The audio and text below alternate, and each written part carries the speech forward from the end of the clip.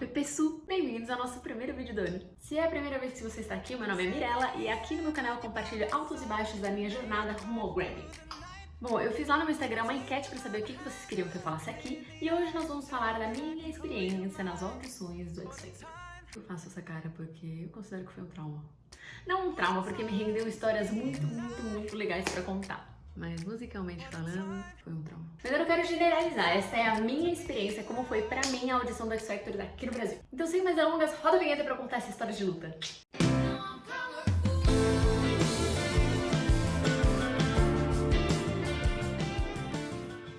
Ok, antes de mais nada, já para tudo que você tá fazendo e se inscreve no canal agora. Eu não quis que soasse uma ordem, mas se inscreve aqui e ativa o sininho das notificações pra vocês não perderem quando eu postar um novo vídeo.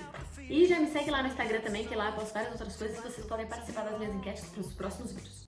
Nossa, quase perdi meu fôlego falando isso.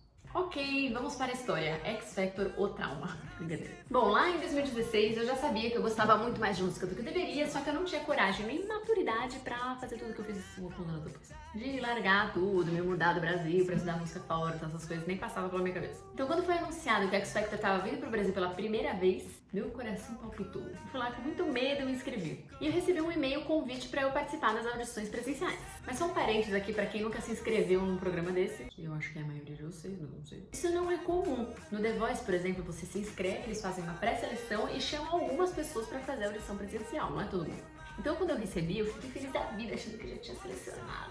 Mas não. E até onde eu sei, todo mundo que se inscreveu foi convidado para fazer a audição. Sabe o que significa? Tem ideia de quantas pessoas tinham naquela audição?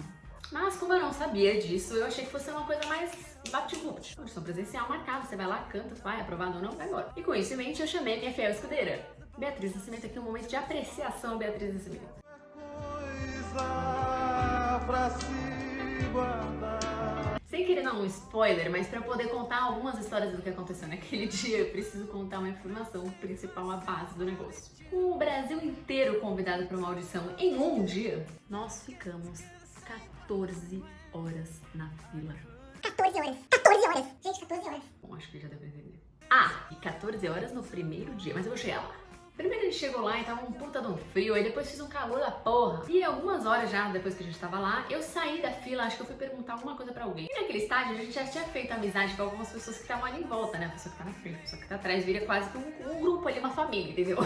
Mas eu explico como esse laço foi criado. Quando eu saí da fila, eu voltei e comecei a ouvir uma música gospel que vinha do meu lugar na fila. E quando eu cheguei lá, tava a Bena e todos os nossos amigos num louvor muito louco. Eu lembro que eu fiquei bem chocada, porque a Bena é relativamente tímida. E lá estava ela, louvando em nome de Jesus. Aí, ok, fila vai.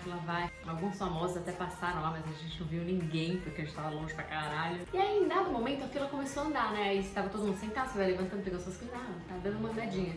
Aí começou a andar, nossa, tá vindo bastante, tá andando bastante, aí do nada, E eu lembro que eu me senti numa maratona, porque tinha os organizadores, assim, fazendo um corredor, tipo, vai. Eu vendo as mochilas, tô vendo o que tá acontecendo. E a nossa família, né, cadê o fulano, cadê o João, cadê o Lau? Isso era simplesmente porque algum pedaço da fila ali se desmontou e todo mundo começou a furar a fila, foi uma confusão. Imagina que tem 30 mil pessoas no estacionamento de um estádio. Esta era a fila. Enfim. Mas vamos lá, como que funcionava a audição? A fila inteira era para você entrar no estádio. Quando você entrava no estádio, tinham várias barracas. Nessas barracas tinham 2 jurados. Não eram celebridades. E entrava de 4 em 4 candidatos. Das 4 pessoas que entravam, uma passava. Ou todo mundo era eliminado. Então, no máximo, uma pessoa, mas pode ser que ninguém passe. Conforme a fila foi andando, a gente descobriu que só os candidatos podiam entrar. Como a gente já tava lá, já fazia umas 13 horas, eu falei, não vou deixar a Bena ficar comigo aqui 13 horas e me esperar, sabe-se lá onde, né? Ela precisa comigo, ela vai entrar comigo. E só tinha uma opção pra ela entrar. Ela ser uma candidata. Bena entrou como candidata nas audições da X Factor. Escolheu ali uma música da Ludmilla.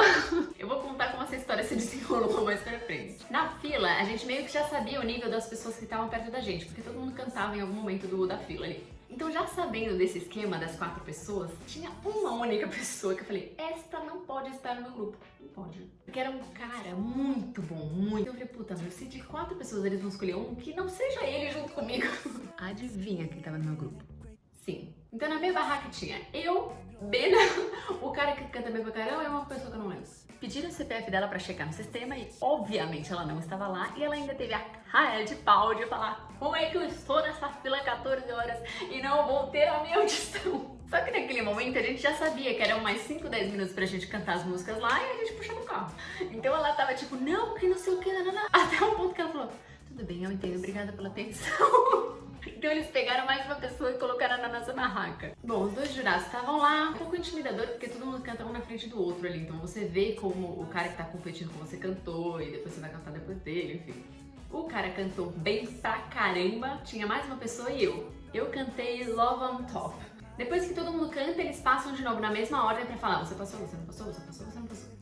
Lau foi aprovado. E imediatamente eu fiquei totalmente desanimada porque eu já sabia das regras, se ele já tinha passado, claramente a gente não tinha passado. E pra minha felicidade, o jurado falou que normalmente eles só aprovavam uma pessoa a cada 4, mas que ele gostou muito das duas apresentações e eles não conseguiram escolher entre nós dois, então nós dois passamos. Foi um momento de glória. Momento do meu gif de comemoração.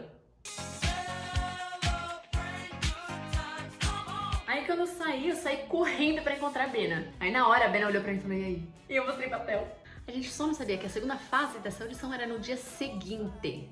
Então foram 14 horas de fila pra gente voltar lá e pegar mais 8 horas de fila. Bom, até esse estágio da história foram 30 mil audições e eu fiquei entre os 3 mil aprovados daquele dia.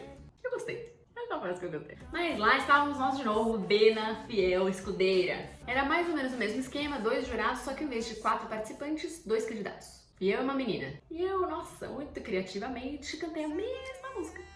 Pouco se eu impressionei da primeira vez, né? Porque não repetir ali. Cantei e tal, gostei da minha performance, blá. E a menina que cantou primeiro recebeu o feedback primeiro e ela não passou. Então eu fiquei confiante. Falei, pô, se de 2 uma passa, ela não passou. Só que...